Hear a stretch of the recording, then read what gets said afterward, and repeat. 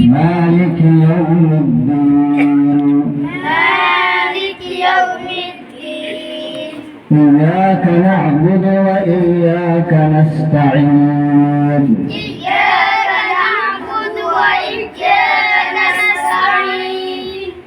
اهدنا الصراط المستقيم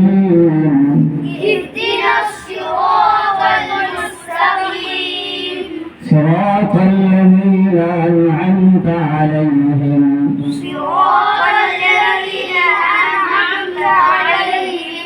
غير المغضوب عليهم ولا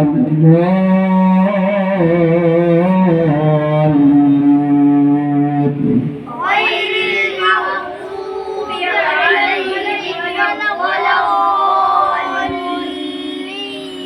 آمين. بسم الله الرحمن الرحيم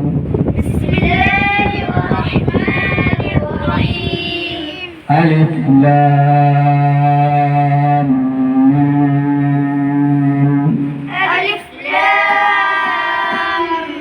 ميم ذلك الكتاب لا ريب فيه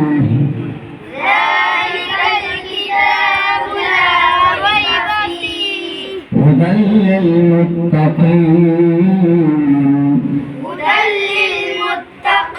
للمتقين الذين يؤمنون بالغيب ويقيمون الصلاة ومما رزقناهم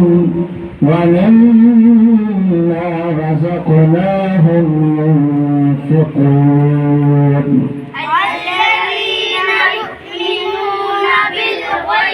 ويقيمون الصلاة ومما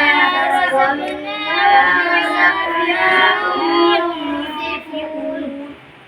والذين يؤمنون بما أنزل إليك وما أنزل من قبلك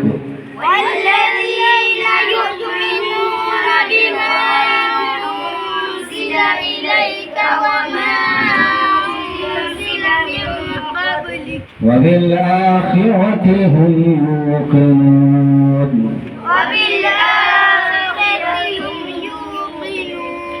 أولئك على هدى من ربهم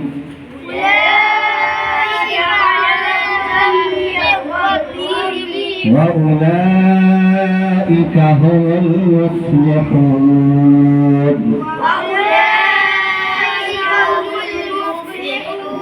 صدق الله العظيم. بس आखिर में कहाँ से ये बुजुर्गों का तरीका